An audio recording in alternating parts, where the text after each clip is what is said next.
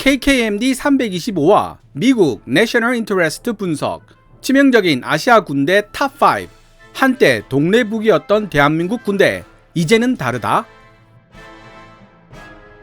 미국의 국제정세 전문지 내셔널 인터레스트는 지난 2021년 9월 18일 These 5 Asian armies are only getting deadlier. 이 아시아 5나라의 군대들은 점점 치명적이 되어가고 있다 라는 제목의 기사를 실었습니다. 특히 근래 들어 자주 회자되고 있는 주제가 바로 급성장하고 있는 중국의 군사력인데요. 일부 해외 언론들은 중국 인민해방군을 부정부패와 태만으로 얼룩진 종이호랑이라고 평가하기도 하지만 또 다른 해외 언론들은 중국 인민해방군의 위험성을 심각하게 경고하고 있기도 합니다. 제가 이 기사를 선택한 이유는 글쓴이가 대한민국에 대해 짧지만 재치가 돋보이는 평가를 하고 있었기 때문입니다. 미리 말씀드리면 재미가 반감될 터이니 일단 기사 번역부터 해보기로 하겠습니다. 기사 원문은 노란색 글자로, 역주나 저희 사견은 하얀색 글자로 표시됩니다. 아시아 지역에서 가장 우수한 군대를 보유한 나라는 어느 나라일까? 자기 나라 군대가 최고라고 입에 거품을 무는 민족주의자들의 허풍을 무시하고 생각해보더라도 쉽게 답을 선택하기 어려운 문제다. 지역 패권을 쥐고 있는 군사 강국 중국과 섬나라 일본, 그리고 같은 한반도에서 70년 가까이 전쟁을 이어가고 있는 남북한 같은 국가들에게 최고의 군대를 보유한다는 것은 무엇을 의미하는 것일까? 가장 숙련된 전투력을 가진 군대? 호화로운 장비를 갖춘 군대? 아니면 그 나라의 필요에 맞춰 가장 적합하게 육성된 군대?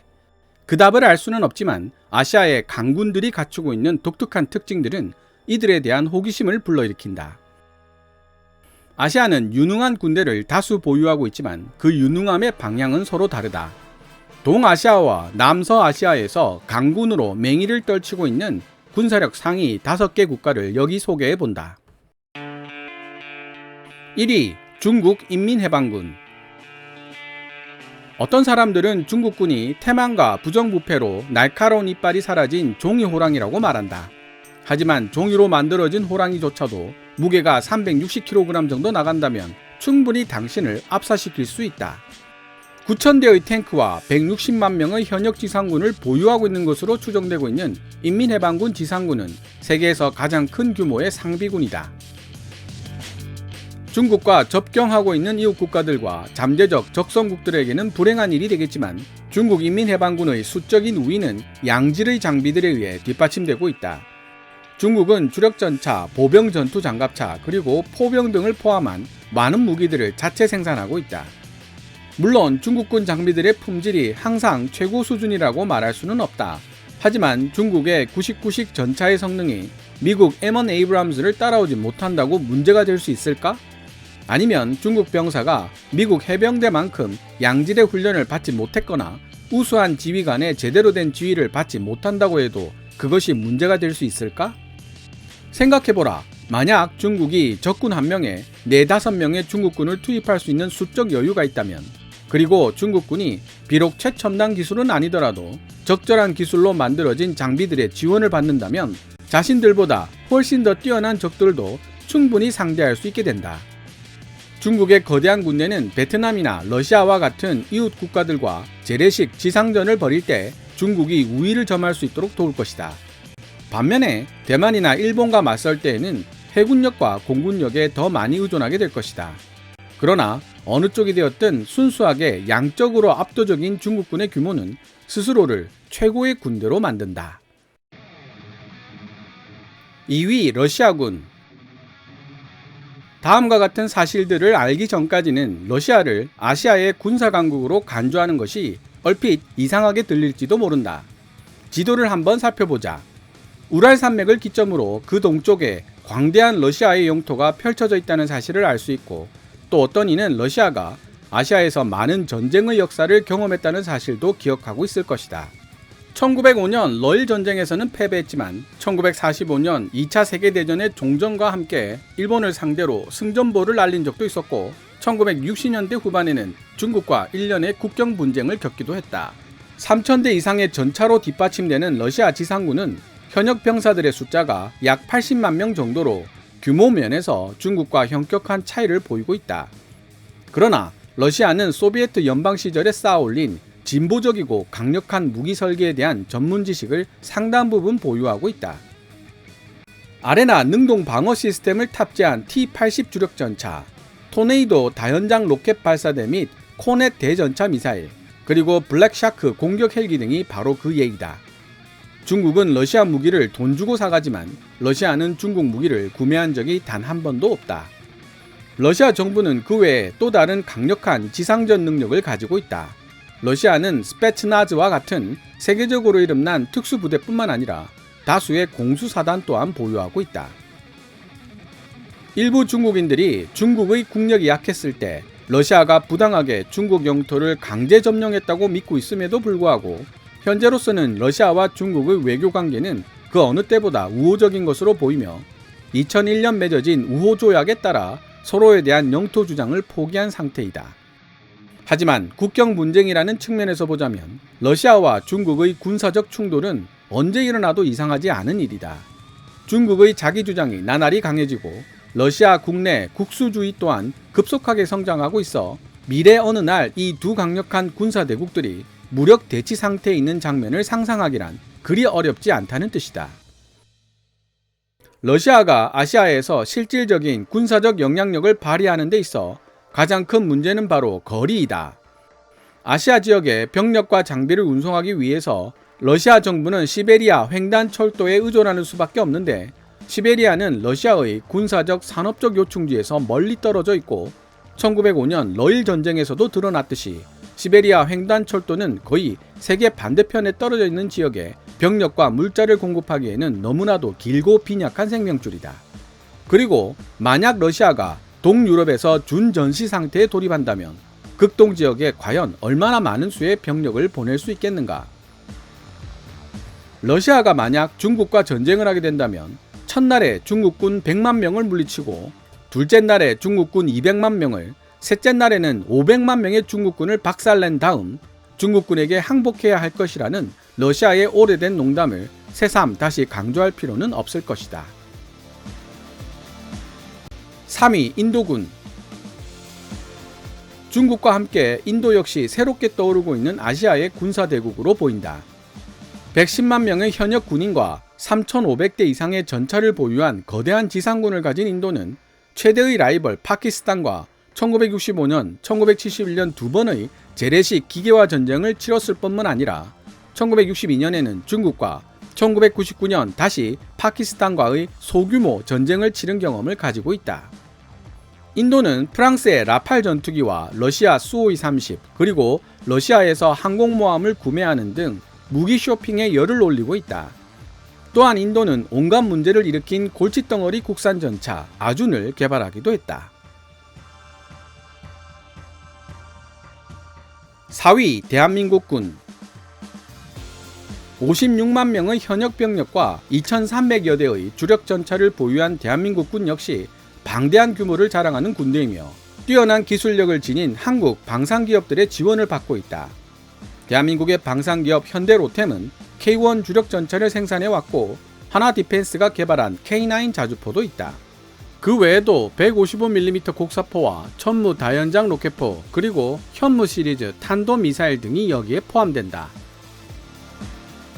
기사 원문을 보면 현대로템이 생산하는 K1 주력 전차 부분에 No, it doesn't come with a 100,000 mile bumper to bumper warranty 라는 표현이 있습니다. 문맥상 어울리지 않아 번역하지 않았는데요. 혹시 원문을 보시는 분들 중에 무슨 말인지 답답해 하실 분들을 위해 따로 설명드리겠습니다. 자동차 전문 영어 사이트 오토모 블로그에 따르면 북미 지역에서 자동차를 판매하고 있는 많은 메이커들 중에 가장 오랫동안 종합 보증을 해주는 회사가 바로 현대와 기아 자동차입니다. 이를 영어로 표현하면 100,000 mile bumper to bumper warranty가 되는 것이죠. 이러한 이유로 현대자동차가 북미 지역 소비자들에게 좋은 평가를 얻고 있는데요. 글쓴이는 K1 주력 전차를 현대에서 만들었다는 이야기를 하면서 자동차처럼 10만 마일 종합 보증을 해주지는 않는다 고 농담을 하고 있는 것입니다. 그런데 제가 찾아보니 현재 현대자동차의 종합 보증 기간은 6만 마일로 바뀌어져 있네요. 그래도 쉐보레나 포드, 혼다, 닛산 등이 모두 3만 6천 마일 동안만 종합 보증을 해주는 것에 비하면 거의 2배로 길게 보증해주는 셈입니다.